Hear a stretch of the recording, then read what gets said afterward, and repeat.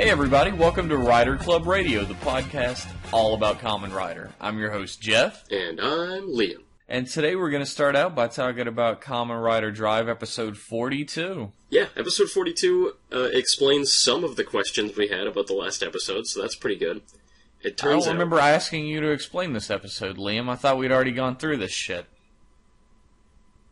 Jeff, I don't want you to be... I don't know how to put this as gently as possible. I don't want you to be on this podcast anymore. Well, alright, see ya. Good episode, everyone. Fucking episode 42, okay? Drive and Chase have stopped fighting Medic. They've stopped and started standing awkwardly around after Drive saved her life. And they start talking about Medic's goals and ambitions and how she, like, what the hell she was doing for the last episode. Turns out the unconscious people falling unconscious were an accident. That wasn't part of the plan. So we were asking, why are people falling unconscious? Well, they weren't supposed to. I'm not sure. Yeah, the answer is because. Because, but it wasn't part of Medic's plan. Like, we were wondering how the hell that figured into the plan. It didn't. It was a side effect. It doesn't, no. It's a side effect of a normal human being in a coma. What the fuck? You haven't had that? No, Whenever I go I into a haven't hospital, seen that yet. I'm just fucking fainting all over the place. Maybe I don't love dogs enough. We'll get into that later. Alright. So, here's Medic's plan, okay? On the night of the global freeze, she copied a girl named Misuzu. That's the name. I remembered her name this time. Not Medic. Not Medic. Her name is Misuzu. And as she was, like, falling into a coma, and Medic was copying her, she was, like, consumed by an intense desire to save the life of somebody else because she loved that person so much. So Medic got that, and she felt the love in her heart, and it gave her the ability to heal people. So when she healed the Roidmudes, though, here's the swerve. Every time she healed a Roidmude, she took a bit of their feelings, a bit of their personality, until eventually she became evil over the course of, like, I don't know, a year. Her plan is that Misuzu will wake up, and she will feel the love again, and since her heart is synced up with Medic, Medic will also feel the love? So Medic's plan wasn't to wait for Misuzu to wake up and then copy her. It was to synchronize with her heart, I suppose, which I guess also explains why she specifically needs Misuzu and can't just watch another couple. Yeah. So that's two. That's 2 out of 3 explanations. This episode is full of fucking plot holes I want to just throw out before we even get going here. I want to put that right up front. It's a bit of a mess.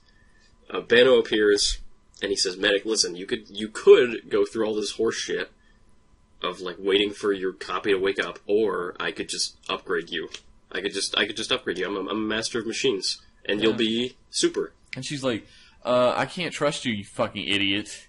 And Brain jumps out, and for some reason, he's like, well, he's a coward, but he jumps out and he's like, no, you can trust him, right? I'm your best friend, Medic. You'll trust me, won't you? Medic, of course, listens to the advice of her best friend, Brain, and decides to go under the knife and upgrade. Or she gets forced to. It's not actually that clear. Well, yeah, it happens one way or another.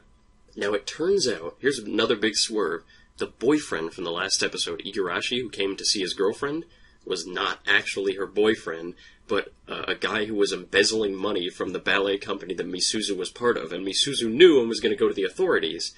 So on the night of the global freeze, he hit her with a car, and that's why she fell into a coma just as Medic found her. And then he was like, okay, that's perfect, she's fucked.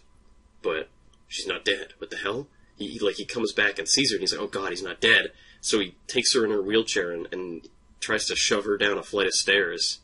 And he's like, this time it'll work. For sure. He, like, monologues his plan for, like, 5 minutes and gives all the heroes time to show up. Yeah, and he's about to shove her down the stairs, and Shinosuke appears and arrests him. So that's that whole plot thing wrapped up. Everything's all fine. Medic comes back, she's upgraded now, she fights Mach and Chase. And then, while the fight's going on, the dog appears, finds Misuzu, and she wakes up, because the dog is Sho, we all knew. The dog is the real person she was. Was that not revealed at the end of the last episode? It was, but it treats it like it's a big reveal now. Yeah, what the fuck was up with that? At the very end of the last episode, the dog goes to Misuzu and she starts to move, and then at the beginning of this episode, they roll it back, and it doesn't happen until, like, 3/4 of the way through. Is this some time stream fuckery that's happening? Like, AG is causing this shit by traveling through time? Fucking Tendo is around. He's got his hypersector. Tendo would be the type of guy who fucking set back time so a girl wouldn't be able to reunite with her fucking dog. If you need a dog, you're weak. You're not fit to be a Kamen Rider. She's not even a Kamen Rider. He's You just think going Tendo around would saying care? that to fucking anybody. So she finds the dog, and she finds Sho, and she wakes up. So Sho is the dog, and people were falling unconscious because their hearts were in sync with Misuzu because they loved dogs? And that's why they were falling unconscious in the hospital? It makes perfect sense. Absolutely. 100%, especially considering the fact that Misuzu was not magic or robotic or anything. She was just a girl who was in a coma because she got hit by a car. Actually, if you want to be a pedantic piece of shit, you could argue that Medic's healing powers somehow imbued her with the power to cause people to pass out who really like dogs a lot. Yeah, I guess if you have dumb brain syndrome, that might be a good explanation. If your brain don't work. No, that's stupid, though. It's just, I agree. It's just, there's no sense behind it, but that's how it is. That's how it is. And guess what?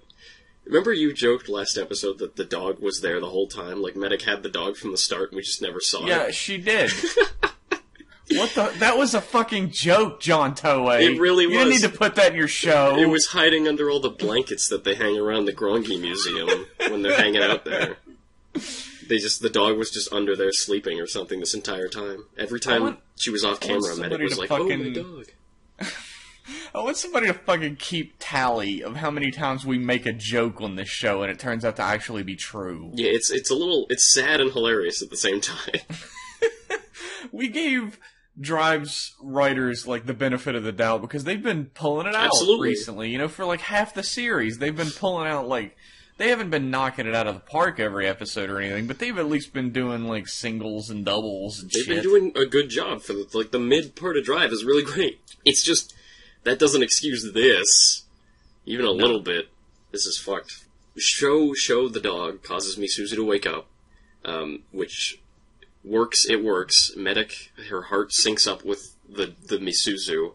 She becomes gold, and then it turns out that Bano put a thing in her that made her Bano's slave when she became gold. So she's a slave of Bano. Are you telling me that Bano double-crossed someone? Yeah. Might be hard to believe, but Bano's a bad guy. He's such a good dude, though. I know. All the evidence so far points to him being a nice man, but He's a great father. It's a real an swerve. ethical scientist. So yeah, Bano betrays her, and now she's a slave. And Bano, since Medic has hit the final number 4 promised number, Super Evolve, Bano's like, yeah, we can do it now. We can start the global freeze. But Heart went to Brain beforehand and said, Brain, you gotta fuck off. You gotta disappear so we can't do the global freeze, because then everyone's gonna be dead, and no one's gonna be... Bano's gonna win, and I hate Bano. So, go away. And Brain does so, and Brain starts to feel bad about Medic. He starts to feel emotions about her. Yeah, he cries like a bitch. He cries robot tears, and that's the end of the episode. That's the end. Yeah, that's the actual end of the episode. Jeff, what did you think about this episode? I know it's a little obvious. This episode was cock-a-poopy. Really? You're gonna say it was garbage? I'm not gonna... I said it was cock-a-poopy. Okay, but that's... You can spread poopy on the ground and fertilize the ground, and from it flowers can grow in the future. Okay, I suppose. This episode was a piece of shit. Yeah. Is what I'm getting at. Yeah, I understand. It was kind of garbage. Fucking plot holes everywhere. Why can the chick cause people to pass out because they fucking like dogs? Why does she have that ability? I don't know.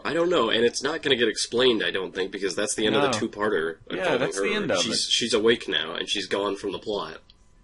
So... This fucking embezzler is supposed to be like a criminal mind. He's supposed to be like, I did the perfect crime or whatever.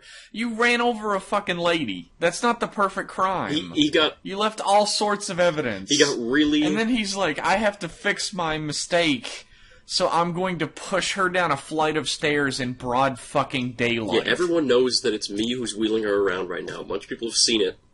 So I'm gonna leave her dead in her wheelchair, and no one will suspect me. Maybe another global freeze will happen, and everyone will miss it, just like last time. It'll be the perfect crime. And Bano's like, I've reached ultimate evolution, and nobody thinks to tell him, you know you're not a fucking Roid Mute, right? You're just a belt. Guess what? The Roidmute isn't the one that's transforming into a gold Roidmute. He's turning into a fucking Kamen Rider. It's not the same thing. Guess what? They need 4. And I guess for some reason they weren't willing to paint Tornado gold, so this is what you get. Nope. This is it. This is Gold the end. Drive. Fuck Gold Drive. Yeah, Gold Drive is the biggest fucking load of shit. Did you notice that Gold Drive wears slippers? Somebody pointed that out on Twitter. That is the funniest shit. So the thing is, they pointed it out on Twitter, but if I hadn't seen that tweet, it's still really fucking obvious. There's one shot where there's a close-up of his boots, and he's walking towards the camera, and he's wearing fucking Crocs. Like... Yeah. He's got fucking those, like, soft Crocs on with goddamn stickers on them. Goddamn... Like, how hastily was this costume made? How long ago were these episodes written, is my question. Did they have to rewrite half of Drive because the first half was so boring? Well, a lot of Kamen Rider shows are written, like, they're not written up to the end. Like, remember just a few weeks ago, we had the new story of the Drive actors getting the last script. Yeah. So the show is being written as it's made, so obviously they're just kind of, like... It seems like whatever plan they had for the second half of the show... They sort of threw it out the window. They're like, we got this really great shit with Tamari's dad, and then what do we do after that? I don't know. Fucking, we need to have a villain. We blew all the budget on all these suits. I don't know. On these movie suits. Kill all the Roidmutes in like 3 scenes, and then have Gold Drive. Easy. The stupid kids will not know the fucking difference. Just give them Gold Drive. You might be able to tell at home if you're playing along that we're mad. There's a scene. Remember you were talking about how you thought maybe the final villain would be Golden type Trideron? Yeah, when he gets the fucking, like, Trideron. I was like, no. Doodad. No. Please. I was like, holy shit, is that actually gonna happen? I want to see this. I want to see this fucking travesty. I would have quit Kamen Rider. And then he just throws... he just fucking throws it away. He's like, I don't need to upgrade my base form. I'm somehow stronger than everybody else anyway. Smart move, Bano. Don't fall into the trap of Golden type Trideron. Please. It might still happen. Oh. It's not gonna happen. They didn't even fucking make a gold medic. They just put special effects over. I wish they would stop making people achieve ultimate evolution before they've dipped the fucking suits in gold. Well, here's the thing. I don't even think that's it anymore. I don't think it's that they don't have it ready, because they did it like 5 times in a row now. There has to be some sort of, like... I don't believe that they would do that with every single Ultimate Evolution. Every time it happens, the first episode that it happens, it's not paint, it's just special effects. And then the next episode, it's paint. So I think it is done on purpose. I think the purpose behind it is that the suit isn't ready because it's the same suit. They're just painting the suit, and they had to use the regular version during the filming of this episode. Yeah, you know what? You're probably right. Yeah, so any scenes they have to shoot over, they can't have it be painted gold in certain places. Like they can't have Hart going, "Hurrah! I'm going to transform," and then like stop filming for 3 days while they get the paint ready. Yeah, exactly. I get it. Yeah. So they just fucking put a gold filter over everything and call it a day. Well, it's an economic solution. It is an economic solution, but it's lazy. If anybody I think that's is the the king, problem. Is like Drive has gotten lazy. I don't know if you can say that. Like special effects, like Toei is the king of quote unquote economic solutions, right? Like this isn't anything new. It's true. I don't think we can blame Drive specifically for that. My problem with this episode is the writing. Oh, God. What the hell? Oh! There are some good moments. I forgot There are some good moments, diamonds amongst the rough. Like, Shinosuke is determined as shit. Anytime he gets some lines and he's all fired up, it's actually really nice to listen to. Yeah. And there was the scene right, like, after the end of the story, where Chase goes up, takes Kiriko up to the roof to confess his love to her. Yeah, Shinosuke looks so fucking uncomfortable. It's great. Doesn't this seem like a weird plotline to be pursuing when the world is about to end with the second global freeze? Yeah. What the fuck? I don't understand. It's like, I'm getting Kabuto flashbacks of like, the show is almost over and shit's getting weird with the writing. I don't know. I think that happened a little earlier in Kabuto than it's happening now. Way earlier. But like, it's It was just one really weak episode, so we'll have to wait and see if it stays consistently shitty. The next episode looks hilarious, but I think it'll come back. I think this episode was just a matter of, like, we've written ourselves into a corner. Yeah. And we need to just hurriedly get out of it as fast as we possibly can. They wrote part 1, and they only had a very vague idea of what part 2 was going to be, and this is what we got from it. The comas, or the unconsciousness was totally unexplained. Yeah. I don't know. I think maybe this says a lot about how important the character of Medic is, actually. That her story of being ultimate evolutionized, being digivolved, is fucking, like, nothing. Her story makes no sense, came out of nowhere, ended super abruptly. Maybe she was supposed to die. You think? I don't know. Then she gets brainwashed. Like, she's the only character that's actually been brainwashed in this series. Yeah, she's a robot, so probably. Well, Chase got brainwashed like 17 times. Oh yeah, Chase was brainwashed for fucking the whole series. For some reason, that doesn't register to me as brainwashing. Yeah. I guess in a weird way, it feels a little bit, because we were introduced to Chase as this villainous character. It's a little bit like his personality has just been changed again. Nah, it was brainwashing, like, the whole time. And then it happened again. Like, his personality now isn't the personality he had as Proto-Drive. Like, if you go back and watch episode 0, he doesn't act anything like how he acts now. Yeah, he's a murderous psychopath towards Roidmudes. And now he's, like, completely emotionless and says funny little robot things. It's not so much that he's been unbrainwashed, it's just he's been brainwashed again, maybe? I guess if he's a robot, he doesn't have a true personality beyond the one that you assign to him as his creator. That's true. You could pop a fucking Mavis Beacon teaches typing CD-ROM in there and get her out of it. Is that ethical to force him to be good? I don't know. He was created to be good, though. That's true. We're getting into some heavy fucking questions here on Rider Club Radio. If you haven't read the manga Pluto, you should get around to that. Yeah. Drop that shit every episode. Read Pluto. We'll throw that in along with the email and Twitter. Fuck yeah, man. One of my favorite manga ever. So, I don't know. This episode, yeah, I agree. It was quite lame. Beyond some good moments, like a couple good moments. Yeah, Brain had a few good moments in this episode. He stopped being just comic relief a little bit. Brain has an interesting arc coming up, it looks like. So that's nice. It does. But that's the thing. It's the promise of an arc.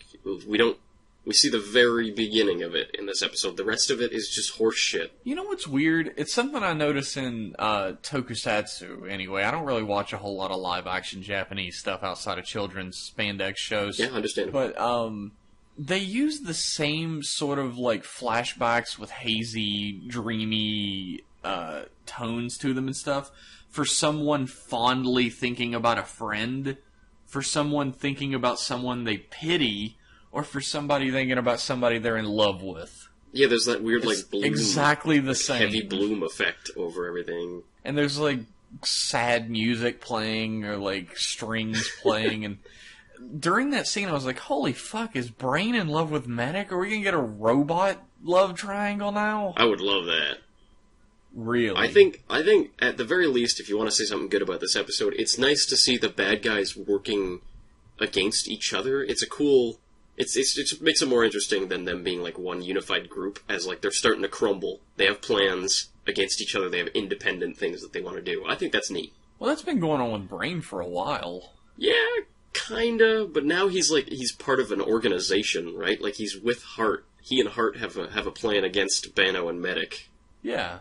Which is cool. Like, they're plotting. Although Medic is brainwashed, I'm sure she'd be on their side. Maybe... if it wasn't for that. They just wanted to have a 2-on-2, probably. Absolutely. Yeah. And this is actually taking steps towards my thoughts about where the series is going to go in these last episodes, where the Roidmudes are going to team up with the Kamen Riders against Bano. Yeah, I think so. I think, if anything, either they're going to beat Bano and then Hart is going to be the final guy, or they're going to beat Bano and then the Roidmudes are going to conveniently die somehow in the final fight. I don't think the Roidmudes are going to make it out of this either way.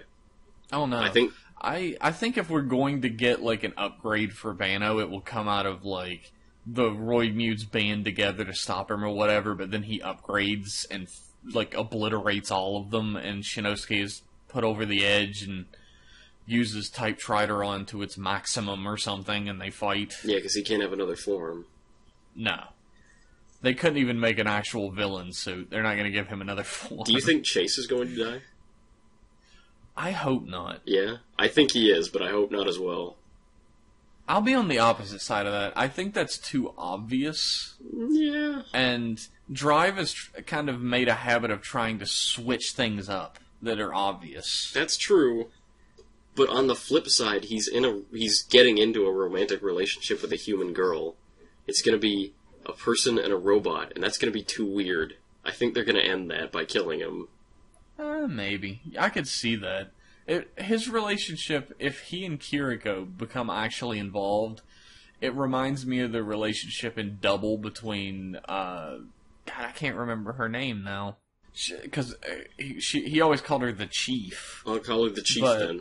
It's, the actual Chief's daughter and Kamen Rider Excel. Oh. Pretty similar, except the Chief's daughter was fucking super annoying, and Kiriko's actually pretty cool. Yeah, when she does stuff. Yeah, she pushed a wheelchair around for a whole episode again. Nice. Nice. That's her role in this series now. Do it, Kiriko. Show 'em. She had 3 whole lines this time, so... Yeah, she's moving up. That's 2 lines more than Gen had. Gen was on screen more than... Oh yeah, Gen talked about how he liked dogs. Yeah. He playing with a dog with his sweetheart. With his wife. They're already married in your fucking head. They might as well be. I mean, come on. It's already there. Old love. Old love. Next episode looks funny, actually. I think there's good promise with Brain's whole thing, and there's this shot where, like, there's a line from Chase, like, oh, it seems I am in love with Kiriko, and there's a shot of Shinosuke, and he's, like, splashing a cup of water on his face, and he looks like this crazy paranoid person in a room. I'm really excited. It looks like it's going to be great. I'm excited for that. This episode was horse shit, but I'm excited for the next one. There's also in that preview, Future Crim. Yeah! Chris Pepler is in it, and he says, yes! This was, I'm willing to believe that this was just the rocky second half of a shitty two-parter, and hopefully they'll pick it up again. I'll give them, I got faith. The actual highlight of this episode was Q. When Q calls in, he is fucking turning his hamminess up to 11. Oh, when he's got the evidence on the boyfriend about how he's an embezzler. Yeah. Also, his phone has a Murmur Mansion. Of course. I like that little of continuity of the Murmur Mansion constantly present. They released Murmur Mansion merchandise as well. Yeah, they have the dolls, so I guess they gotta keep it in there. But Q was the best part of the episode. He had like a bunch of lines. Yeah, it was good. It's always nice to see Q. He's my favorite, I think, of the crew. It's nice to see Liam getting work outside of this podcast. Yeah, I gotta fly back to Japan to shoot the next episode right after this. Gen is my favorite out of the Special Victims Victims Unit. I love that. I love that we keep calling them, you specifically, keep calling them the Special Victims Unit by accident. It's almost always a mistake when I first start saying it, and then I just fucking continue saying it. Just go with it. Screw it. It's great. The Special Victims Unit, Genpachi. I would love to see him on Law & Order. Hell yeah. Just making those stupid fucking jolly faces in the background.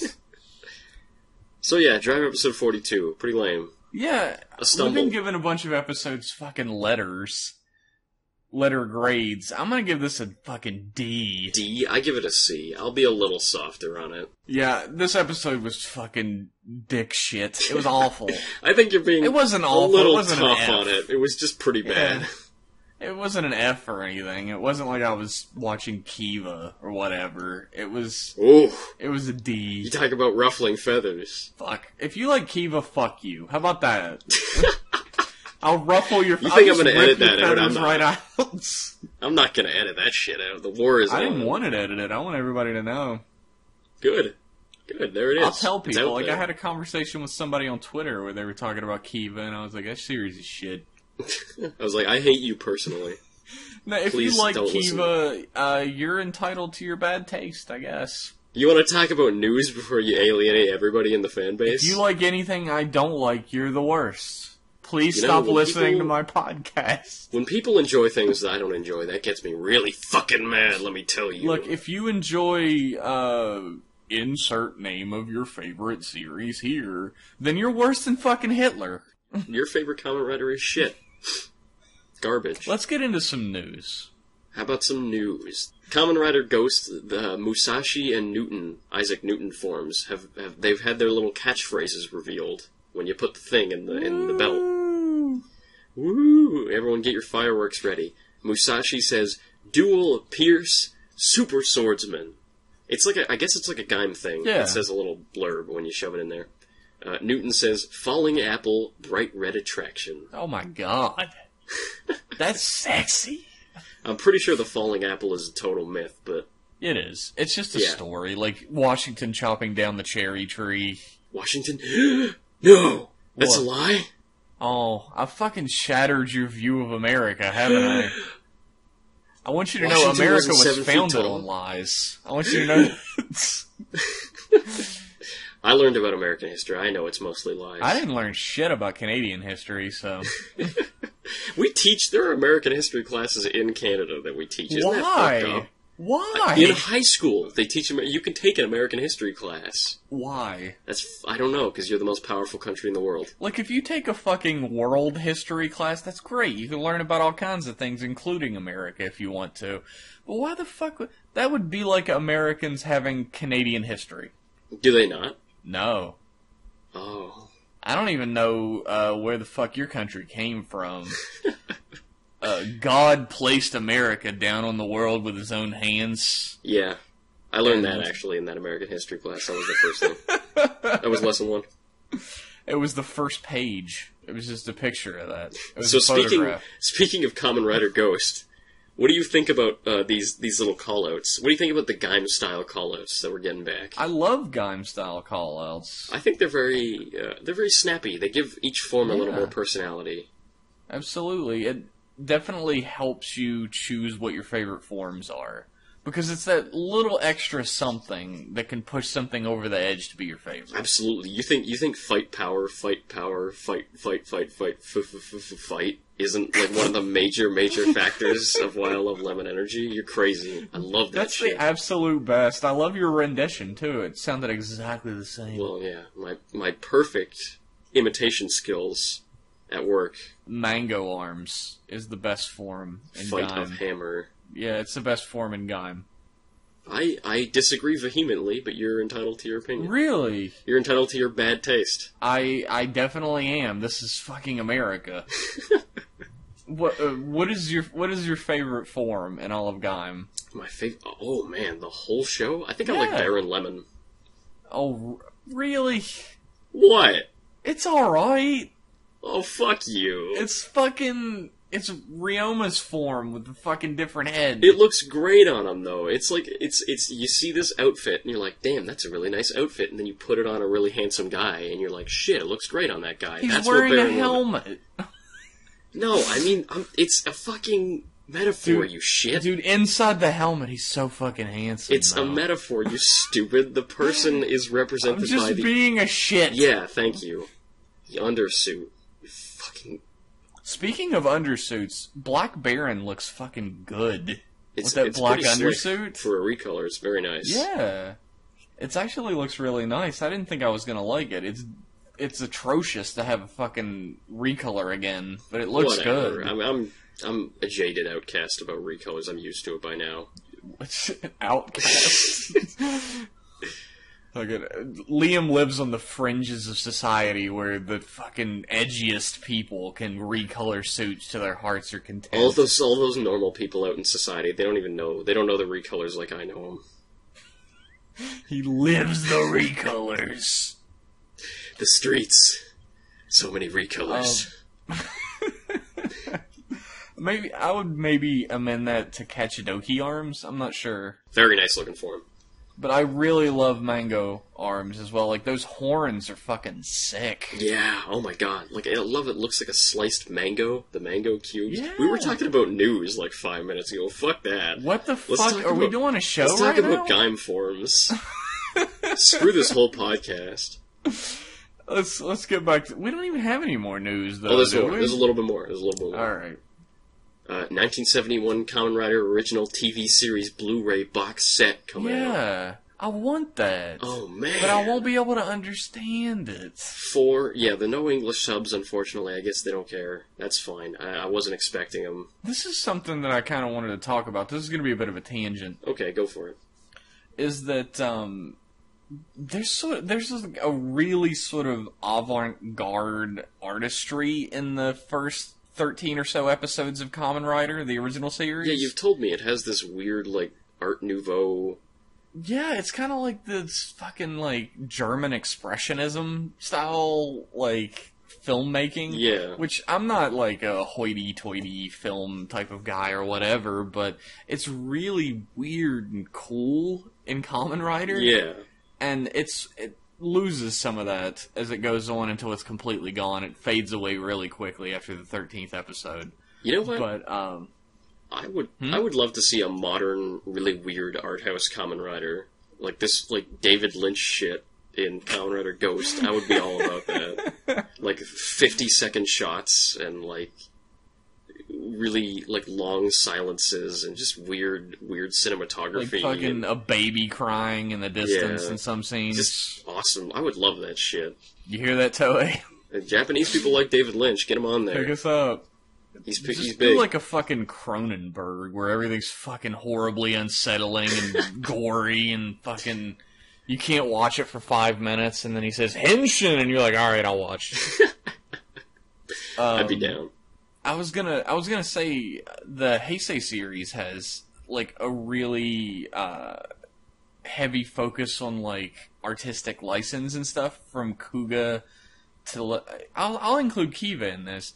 There's this sort of, like, artistic take on the way that they do stuff in, like, pre-decade Heisei, where everything has a heavy theme that runs throughout it. The camera work can be really experimental and cool, and there's a real focus on, like, the characters more than the action, which can get tedious sometimes. Well... I'd rather have good characters than good action if it comes down to it. I feel like Decade onwards has lost that. There's sort of like a pre-packaged, everything's filmed the same. There is definitely a huge style shift. That's why they split Heisei up. That's why they use that stupid term Neo Heisei for everything after Decade, because it's... Yeah, Emperor Neo Heisei is my favorite. The beginning of the rule of Emperor Neo Heisei, of course. But, like... they cut it off because there's a huge style shift. I prefer pre-decade and post-decade, but like it's the same as Heisei and Showa, where there's this huge like change in how it's made, how the writing is done, how the show is a lot more. It feels a lot more. It's a little bit more commercial, formulaic. Yeah, I mean, toy sales were obviously a heavy factor on like pre-decade series. They still bring up like. They were talking about Drive sales are the lowest since Kiva. Yeah. The toys had a big impact and everything. And you could see that with how many fucking toys have cards in them when they were really popular. Oh, yeah. But you hear the creators behind Gaim talking about the series, and the toy gimmicks, the, like, action figures, and all of that stuff dictated what they could do with that series. Before they even got their hands on it. Seriously? They had all this... Yeah, I didn't hear about this. Yeah, like, the theme and everything was already chosen by the time Urobuchi was involved. Yeah. And the, like, doodads that they were going to use, the lock seeds and everything was already chosen explicitly for him. He had to write around that. Well, I think that's not... And that might be something that happened... pre-decade as well. I'm not crucifying post-decade here or anything. Like, I love post-decade series. But there's definitely... there's not as much difference stylistically as there used to be. Yeah, I know what you mean. And I hope maybe Ghost can change that. We'll have to see. I mean, if it works, it works. But like we've said, like, there's been... For a little while, for a few years now, there's been a constant downturn of toy sales. So I'm hoping maybe... Like, revolution doesn't happen without crisis. I'm hoping maybe the toy sales get so dismally low that they try something just fucking crazy for one of the Kamen Rider series. Just really shake things up. Maybe. That would be nice. Like, hell, Ghost Rider, the writer that does Ghost has barely done any toku in his life, so maybe he'll do something weird. Yeah, they might be taking a chance. I'm looking forward to it. And I mean, there's of course, like, there's a heavy style in like Double. There's a heavy style in O's. It's just not the same all-encompassing style where like even the way it's shot is different than the way other series are shot. It's the way that post-decade is presented, the way it's shot, the way it's acted, the way the story progresses is all very similar. Yeah, I know. I think I would throw in Gaim as the exception to the rule. It has a lot of similarities, but it I would say that it's, besides the way the story is progresses, Gaim is very different in the way the story progresses, but everything else is fairly similar. Yeah, because they dropped the two-part structure. That's why so many people pick up Gaim as their first series and then just never watch anything else, because it's my favorite. One of my favorite series in Kamen Rider ever is Double. So don't be taking this as any sort of badness against post-decade. There are good post-decade series and there are bad post-decade series, just like pre-decade. It's a different style. Oh yeah.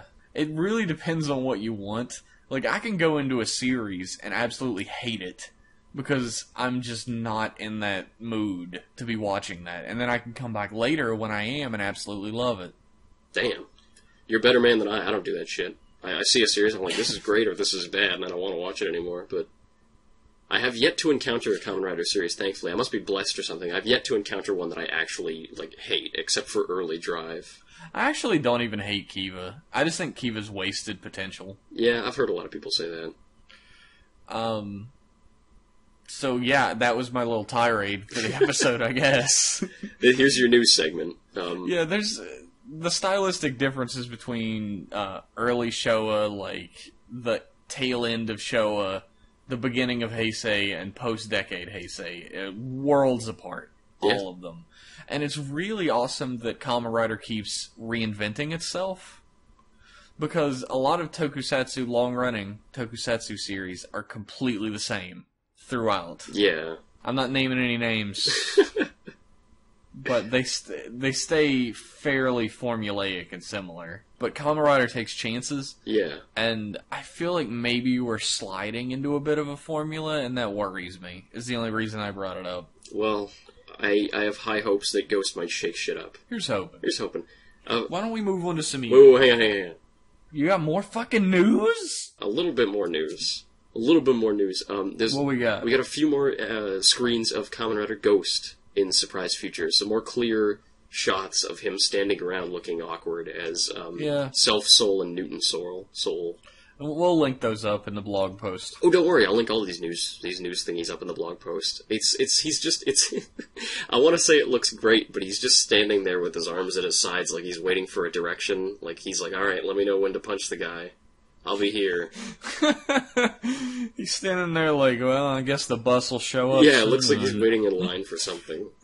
Holy shit, though, I will say this. When Self Soul, his, generic, basic form, when the hood's up, oh my god. It's so fucking good. I don't ever want to see him take that fucking hood off. It doesn't even look half as good when the hood's off. The hood makes everything about that design. Yeah. I love it. It's because it was designed with the hood in mind, but, you can't keep a hood up the whole time you're fighting it's or gonna whatever. come off. It's unrealistic, but man, that hood is nice. I want it to be, attached. So it doesn't ever come off. Just get a strong Velcro on the top of the helmet. Yeah. People won't see it. That's what I want in my dream Ghost. Velcro hood. That would be they'd have those fucking diagrams that tell you, this is the Rider compound eye, this is the crushing jaw. Yeah. And it would point and say Velcro tab. For hood support. Boy, we fucked up, huh, Liam? Hold on a second. Now, the rest of this episode was recorded last night, but this segment here at, fucking midnight last night after we were done recording, the Rider Club Radio curse struck harder than it ever has before. Yeah, no fucking kidding. I just started laughing when I woke up this morning and saw all that shit. I got a text from Jeff at 7 a.m. today, and Jeff was like, everything about Kamen Rider Ghost has been revealed. We need to go back. We need to go back and do another segment. Yeah, we're not going to do this for every time, because every time we record an episode, shit like this happens, but it's never happened this hard. This is important enough that I think it warrants an extra segment. So let's talk about Kamen Rider Ghost, all the fucking information. everything ever. The cast members, the plot details, and the opening song all were announced last night. I was a sleepy boy. Same here. The actor playing Ghost is the one that was rumored most likely to Shun Nishime, the 17-year-old guy, the guy that won Junon. Yeah, it was also revealed that Ghost's character, the real name of Ghost is Takeru Tenkuji. Thank you. Boy howdy. I'm a fucking American. Takeru Tenkuji. Takeru Tenkuji. What did I say? You said Takeru. I didn't. I think you did. Well, there's a recording of it, isn't there, motherfucker? I'll have proof soon enough. Alright. Takeru's a laid-back guy. His dad, Ryu, was a ghost hunter who died 10 years ago. And he gets killed by a Ganma, and then... Which is a ghost man. A ghost man monster. That's, I assume, going to be like the mooks of this season. The Inves, Well, the Ganma are like the fucking enemies. Yeah, it's like a generic name like Roidbude. Yeah, the enemy mooks, I mean. Like the Inves. And he gets revived by a mysterious hermit and given the ability to transform, and then, as we already know, he's getting 99 days to collect 15 icons. So that's the plot. There's a photo of Shun Nishime in his costume riding the bike. What do you think of that outfit, Jeff? I love it. His regular outfit? Yeah, not the I think it's rider fucking suit. ridiculous looking. I adore that outfit, honestly. I love it. Man. It's like half robe, half like sweater looking thing. Fucking Liam is fashionable as fuck, apparently. I have no tastes. Yeah, well, we've established that many times before. Really, fucking Kamen Rider Knight? We're gonna talk about this? Don't stop that. We brought up Knight last night like 50 times anyways. I'm gonna bring him up 50 times during this 5-minute session, so... Okay. So Ganma are monsters, and they come to Earth from another ghost dimension, I assume, through an eye-like gate. They don't have any special abilities on their own, but they possess objects. So it's kind of like... So we're gonna get monsters based on objects. It'll be like fucking Sun Vulcan. I'm excited. I would be excited, but Ninja is doing that right now. Oh god, you're right. In Ninja right now, if you're not watching Ninja, I'm not either, but like I saw a few episodes, the monsters are like these shurikens, and they fly around, they're like ghost shuriken, and they stick into something, like a chainsaw or whatever, and then there's a monster based on that thing. So they're gonna do it again, I guess? Was there a chainsaw monster? It sounds pretty sick. First episode was a chainsaw weasel. First or second episode. Oh, fuck, you're right. Yeah, I watched that episode. It. That is how little Ninja has affected my life. Apparently Sentai fans aren't too hot about it either, so... Yeah. So his best friend is his childhood friend. His best friend is a chick who is everybody's favorite character, the skeptic in a supernatural series. Yeah, she's a physics student, and she thinks there's a scientific explanation for ghosts. That'll be super fun to have to deal with every episode. Well, I'm sure they'll find a way to keep it fresh. I hope. Hopefully. I hope against hope. That's the skeptic in anything is always my least favorite character. Yeah, I know what you mean, especially in a setting where there's monsters running around, or like where gods are real, and they do things every day, and there's one fucking guy walking around, like, no, I don't think so. It's like, no, you can go outside and see them. You guys are just seeing things. Well, that was Gen at the beginning of the series, but he was a big fucking goofy idiot, so it was funny. Maybe Genma are going to be like hidden. Maybe only Ghost can see them because he's half ghost or something. Maybe they'll have something like that. Maybe. He's half ghost. He's fucking Danny Phantom. He's half ghost. Yeah, I guess it's not Shaman King. It's more like Danny Phantom. That's disappointing. It's not like Danny Phantom. It's Yu Yu Hakusho. Oh, like yeah. He dies and gets turned into a spirit life. Detective. Yeah, spoilers for the first, 10 minutes of Yu Yu Hakusho. That was my hope beyond hope, though, was that this series was going to be like Yu Yu Hakusho, so I'm happy. There you go. God fucking damn it. Shaman King will never be in anything ever again. Shaman King will never be popular and well-liked ever. That's sad for you. I loved it.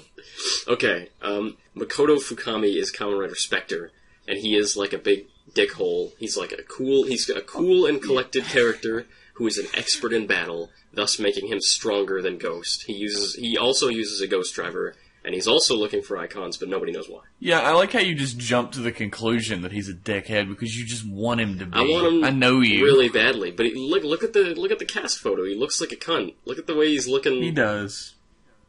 He's got a sweet jacket, though. I do like his jacket. I like his costume is very contrasting to the Man Rider, which I think is pretty cool. Yeah, Where the main... that is cool. He's wearing like a black and blue version of Kamen Rider Excel's outfit, just with the jacket open. It's like the main rider is like a spiritual ghost guy, and the secondary rider is wearing like a Japanese Ghostbuster outfit.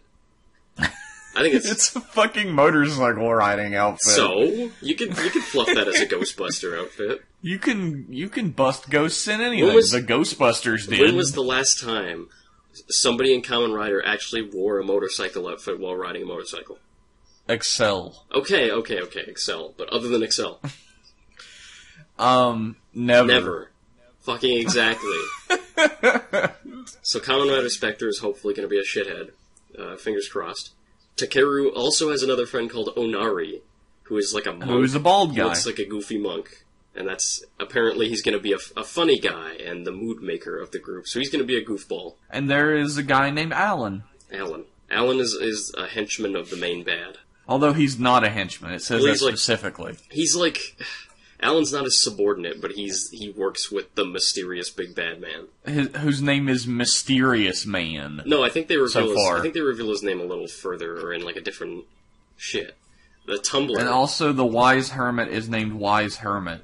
Wise Hermit, yes, played by Naoto Takanaka. Who was in a movie with Jackie Chan. Yeah, apparently. He's a comedian. Which is pretty cool. So we can look forward to him being gone for weeks at a time, just like the Chief. He knows about Ghost, he knows about icons, and he thinks it's Ghost's destiny to fight. So that's his thing. He's a wise monk. Now, there was a thing on the Tumblr, you know that news Tumblr that we linked to? Yeah. There was a thing there about the main big bad and what his name was. He had a name.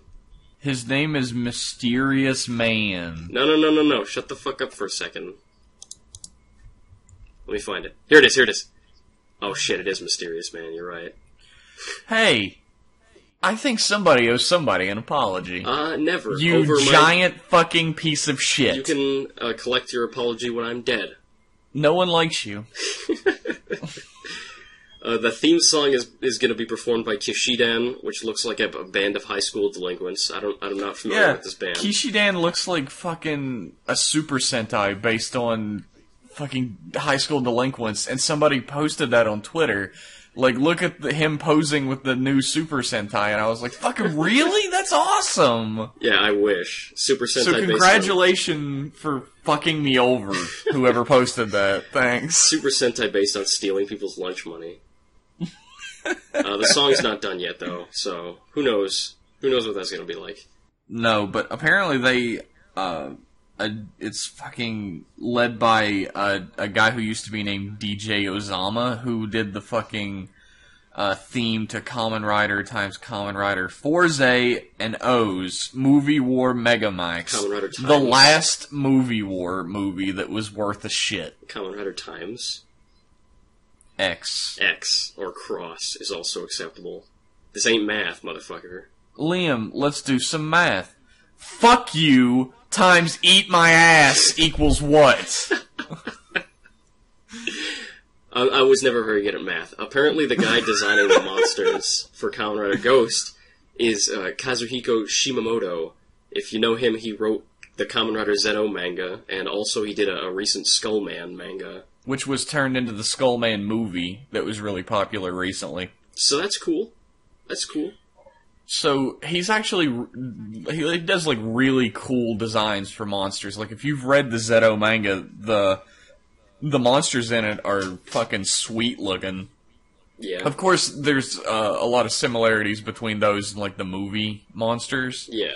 But he has a flair for creating kaijin, so I'm really excited to see what the monsters are going to look like. Yeah, that's cool. Jeff, what do you think about what we've found so far? It looks promising, but it always looks promising. It always looks promising. That's the rub. I'm getting feelings similar to what a lot of people have been saying to me on Twitter. A lot of this reminds me of Wizard. Yeah. Which is a little disconcerting. Like I've said a million times, Wizard isn't bad, it's just boring. But if something reminds you of Wizard, that should be a huge, huge blaring red alarm. Well, I just don't think Toei would make another Wizard, like, right after Drive, which I guess hasn't done that well for them with toy sales and whatnot. What do you mean by another Wizard? Like another one that's frightfully boring, or...? Yeah, another one that wouldn't draw the attention of children. But I guess Wizard did that. Wizard was actually fairly popular amongst the target demographic. Okay, so... So maybe they are making another Wizard. Maybe Japanese kids just have bad taste, and we'll leave it there. You just called out an entire country's worth of children. I don't care. Come get me. They're like 8. I can take them. No, you couldn't. Oh, maybe. Under 10, I can handle them. I'm excited, man. I want to see where Ghost is gonna go. Like, I'm pinning all my hopes on Ghost, like I do every new season. Like, this will be the season that shakes shit up again. Things are gonna get different. I really wanna believe you, really badly.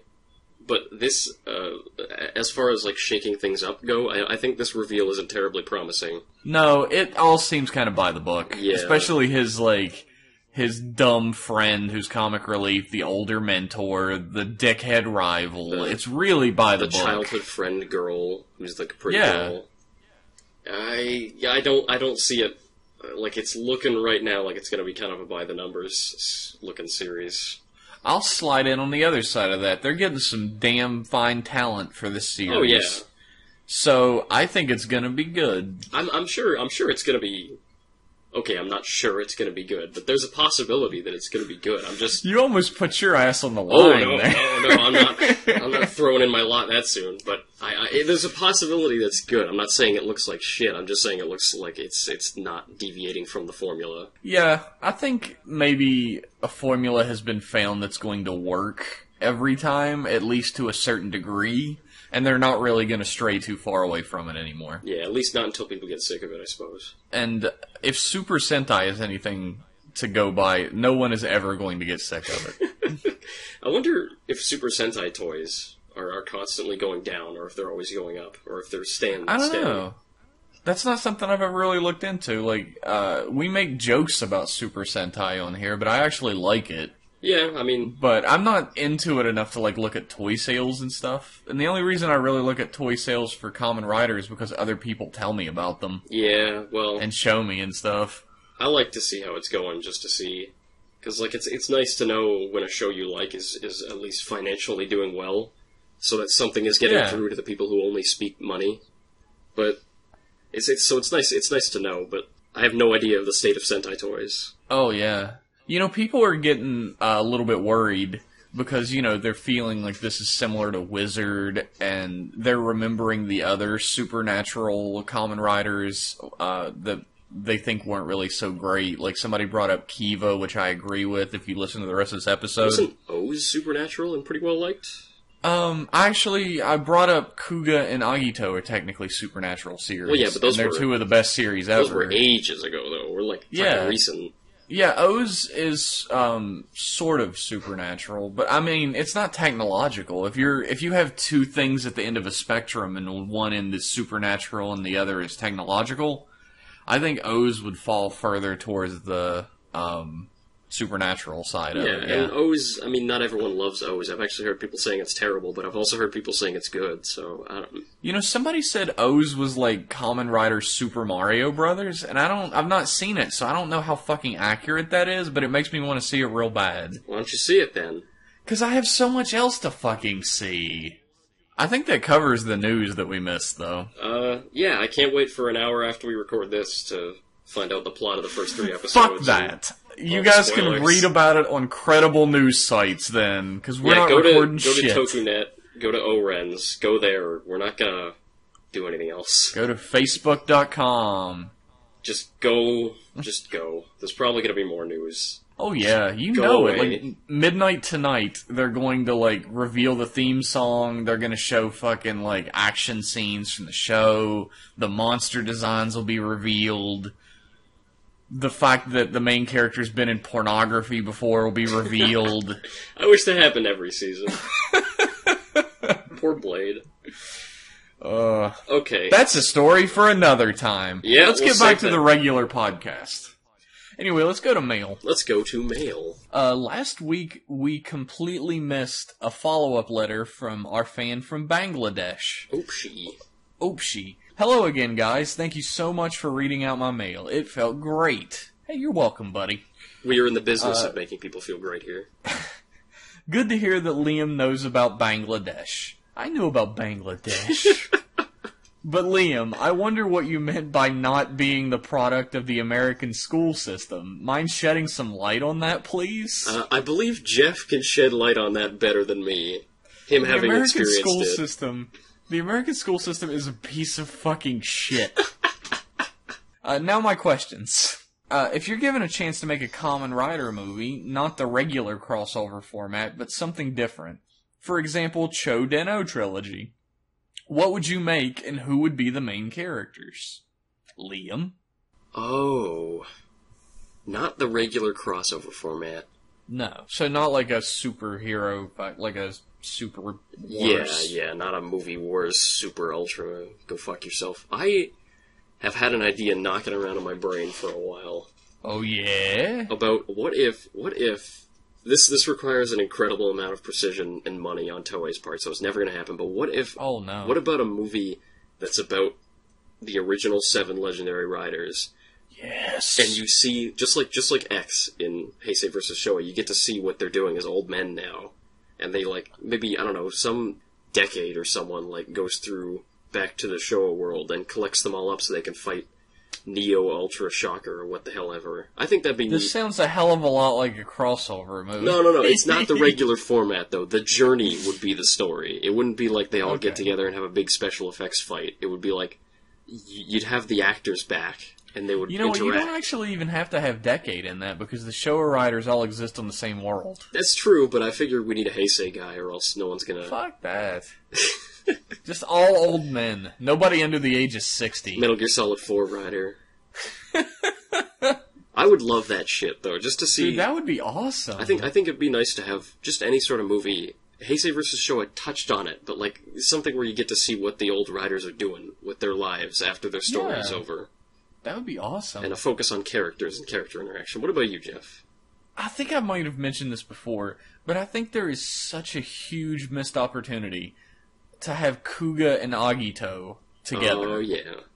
Because, technically, for the first couple episodes, they exist in the same world. They had a PS2 game. That tickles your fancy. They had a PS2 fucking, pachinko game. Or, it's like a card game or something. Perfect simulation of what being a Kamen Rider is like. Fuck that. I want Godai. I want Joe Odagiri to come back as Godai. Okay. In all of my dreams, he comes back as Godai. Yeah, mine was unrealistic. This is just fairy shit. Yeah, this is fucking if I had 3 wishes from a genie, he'd tell me to pick a different one. I'm a genie, not a god. Excuse you. I want Shoichi's actor to come back, whose name I don't know off the top of my head. Me neither. And I want them to be Kuga and Agito, and I want them to go on a buddy cop adventure where they have to stop some new evil from starting. Jeff, this sounds suspiciously like a crossover movie. It is. I'm breaking all the rules. Fuck you. You know what? At least Decade's not in it. That's what I got going for me. You and Decade. I think he's fine as a side character, I as do an too. oddity. I do too. I'm just saying that nothing says crossover movie like Decade. I guess. I'm fine with Decade as long as he's not the main character. Kuga and Agito team up to stop a new evil threat from forming. Every rider seems to be reactionary, right? The enemies are already in place, and the riders have to fight against this legion of enemies to be able to stop the bad guy who started them. I want these 2 riders to team up because there's a bad guy who's starting to create his evil plan or whatever. Or his evil machinations, since both of them were up against otherworldly villains. And Kuga and Agito have to stop this villain before any of that can happen. That'd be cool. Have a secret war. Yeah. Not a big open thing, but underground stuff. That would be awesome. And we would also be able to get a view of what the world has become since the Agitos started appearing. Yeah. That'd be pretty sick. I'd be down for that. That sounds cool. Opshi has one more question. A serious question which I have to face from time to time. There are so many TV shows, movies, etc. What brings you into Kamen Rider, leaving all those to the side? Liam? Because fuck all TV and movies other than Kamen Rider. Jeff, what is your answer? Fuck all TV and movies besides Kamen Rider. Liam, what is your answer? I just gave it. I just gave it to you. What? What? Are we recording right now? Is this a show? I have a question for your question. You say you have to face the question from time to time. Are people coming at you asking you to, like, justify liking Kamen Rider? Because those people are assholes. That's true. I like Kamen Rider so much because of every series tackles a theme. It like asks a question at the beginning and gives you an answer, whether it's a satisfactory answer or not, at the end. That's true. And you get to see the hero's journey play out on a decompressed level. It's not like a 2-hour movie where somebody goes from zero to hero. You get to see it from beginning to end in a series format. Yeah, it's a real journey, seeing that. And you grow attached to the characters, and seeing them get from point A to point B, whatever point B happens to be, is always entertaining. And people kick shit and it explodes. Yeah, it's a good little extra. I've said this before. I'll condense it this time. I watch Kamen Rider because I think I'm a kid at heart, and I still like nifty little toys and gadgets and shit. And I get all that in Kamen Rider, but there's like a veneer of good characters over it in a lot of the series. So you get it's a good package. I like it. You get the best of both worlds. Yeah, absolutely. You get to be a man-child and pretend you're not. I mean, it's better than like reality TV about Hicks trying to sell shit at a pawn shop or whatever. I live that life. I look out the window, man. I look out the window and there's some guy going, I can only give you $25 for that. The car that JFK was killed in, I'll give you $10. It's beat up. There's bullet holes in it. I don't know what I can do with it. We get another. Let's move on. We get another email from Cyberman Wharf. #1 super fan. And Cyberman Wharf asks us, why do you choose the riders that are in the splash screens? What's the criteria? Jeff, you're the artist. I choose them absolutely randomly. Yep. I just think, what haven't I done yet? I actually try to jump back and forth from Showa to Heisei. Yeah. As best I can. I've not done super well with that. It's just whatever tickles my fancy. I'll find a picture of a Kamen Rider that really tickles my fancy, and then I'll, like, recreate the pose and, like, change some stuff. Yeah. And, it's mostly about what catches my eye or what's on my mind at the time. Like, I'm guessing this episode's gonna have the Blade splash screen, because I think the last if nothing goes horrendously wrong, yeah. Yeah. I've just been thinking about Blade a lot lately, because that guy said that I don't know shit about it, and I don't. He's right. You can't watch 11 episodes of a series and act like you know about it, but I'll fucking do it. Whatever. Yeah, the only splash screen we've made that had any, like, actual thought put into what it was going to be was the one with Kamen Rider Black's helmet. Because I was just sitting on my ass one day and I was like, hey, what we do is like a radio show and Kamen Rider Black's got antennae on him. Like every other rider, for the most part. Yeah, but we hadn't done Black yet. And he's cool. We've been talking a lot about Black at the time. I think I was finishing Black around that time, and I like Black, so get that shit. Yeah, otherwise, that's Liam's favorite, because he's the one who came up with the idea for it. Yeah. Otherwise, it's just like, we need a new splash screen. What do we do? Eeny, meeny, miny, mo, Blade. Alright.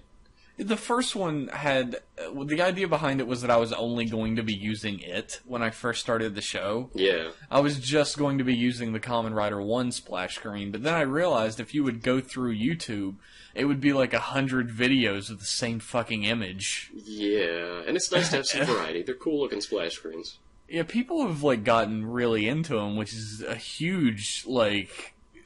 kiss of love to my ego, you know? Jeff is a graphic designer, so he loves that shit when people praise him for his work. When people actually like things I make, that's one in a row. Insane.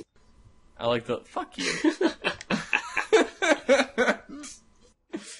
And that is the answer. Next email is from Hotshot, who has written in before. I like this one. He says, "How's it going, guys? I hope you're great. My question for you is, if you could have any writer be your dad, who would it be and why?" Somebody sat down and they were like, "Oh, I want to ask a question. What should I ask?" And like the first fucking thing... Who's gonna be your dad? Who would be... Like their dad walked by and they were like, who would be the dad Kamen Rider? Who would be your dad, Liam? Oh, God. Nobody from Heisei. Because new Heisei Riders, I'm like the same age as them.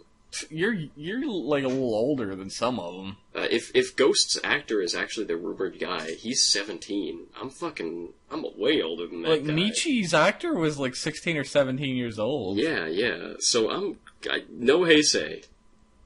I guess like Joe Odagiri's like almost 40 now or whatever. Joe, if Joe had me very young, Joe could be my dad. I'm gonna jump right in here and say that Hongo Takeshi would be my father. Of course.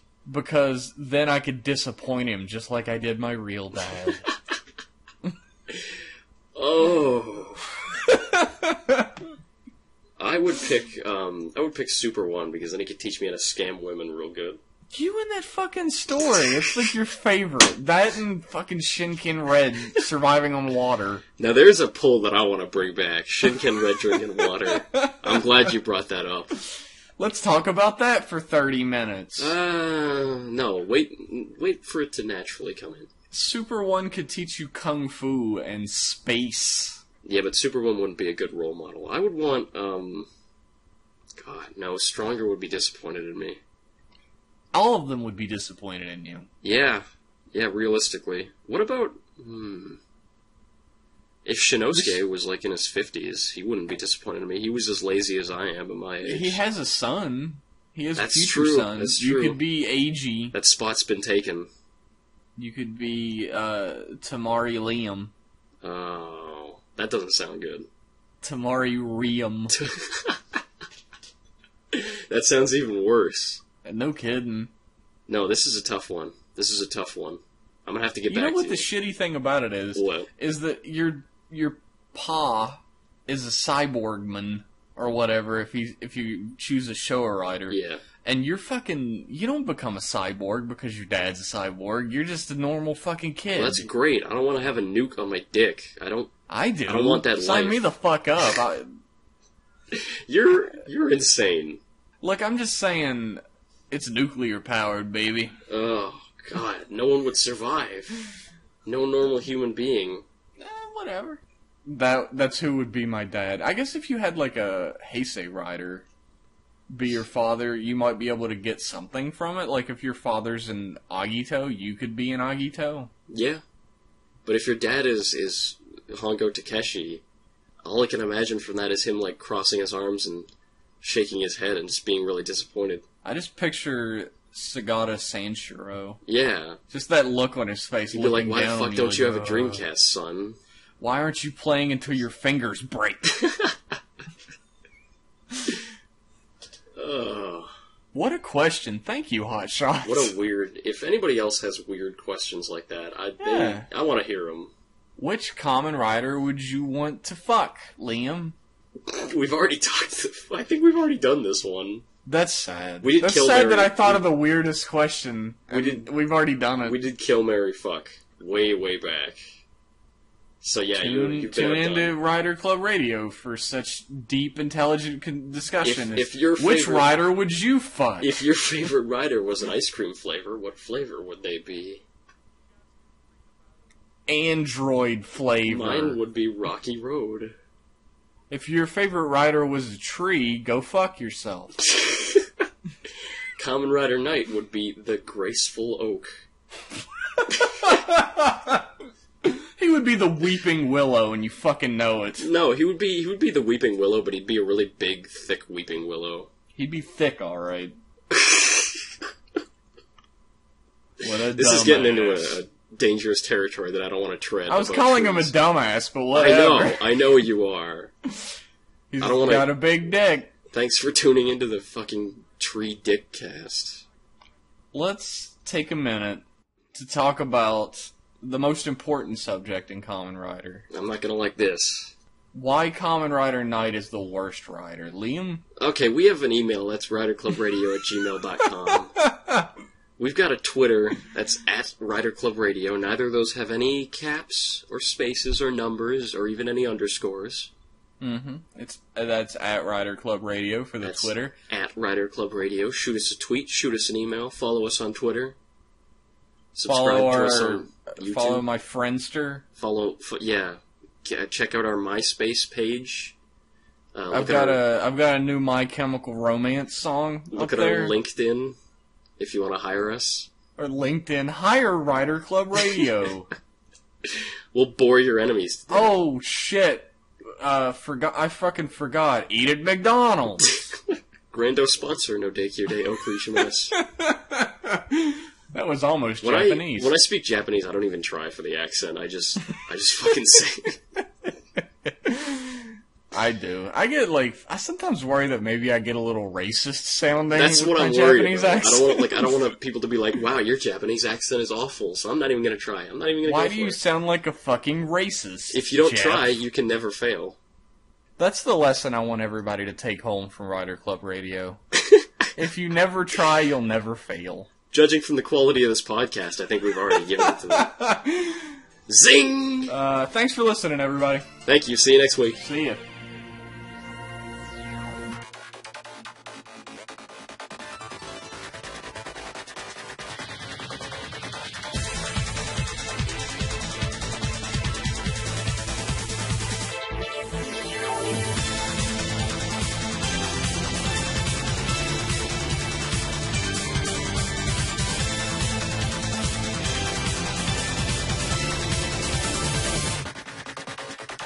欲しいものがわからなくても何でも手に入るから欲望だけ刺激されて思考を停止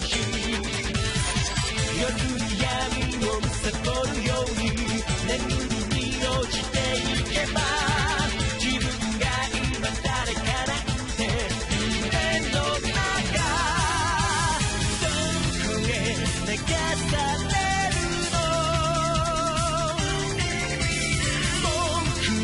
正体を突き止めろただ一度当たられた命はチャンスだから僕自身